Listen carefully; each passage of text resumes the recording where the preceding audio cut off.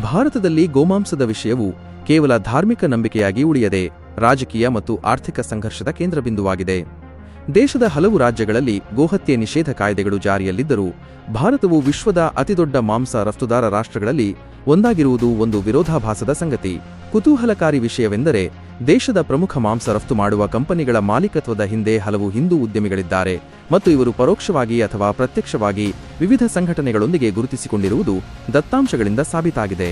ಇದು ಗೋರಕ್ಷಣೆ ಎಂಬ ಘೋಷಣೆಗಳ ಹಿಂದಿನ ರಾಜಕೀಯ ಲಾಭ ಮತ್ತು ಉದ್ಯಮದ ನಡುವಿನ ಅಂತರವನ್ನು ಎತ್ತಿ ತೋರಿಸುತ್ತದೆ.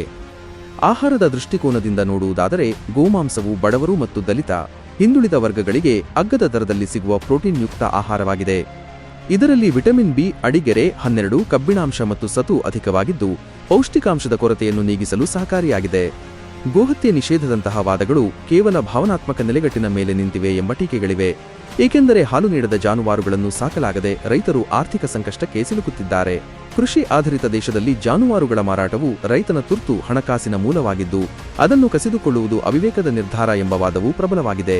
ಒಟ್ಟಾರೆಯಾಗಿ ಆಹಾರದ ಆಯ್ಕೆಯು ವ್ಯಕ್ತಿಯ ಸಂವಿಧಾನದತ್ತ ಹಕ್ಕಾಗಿದ್ದು ಅದನ್ನು ಧಾರ್ಮಿಕ ಮುಸುಕಿನಲ್ಲಿ ನಿಯಂತ್ರಿಸುವುದು ಪ್ರಜಾಪ್ರಭುತ್ವದ ಮೌಲ್ಯಗಳಿಗೆ ವಿರುದ್ಧವಾಗಿದೆ.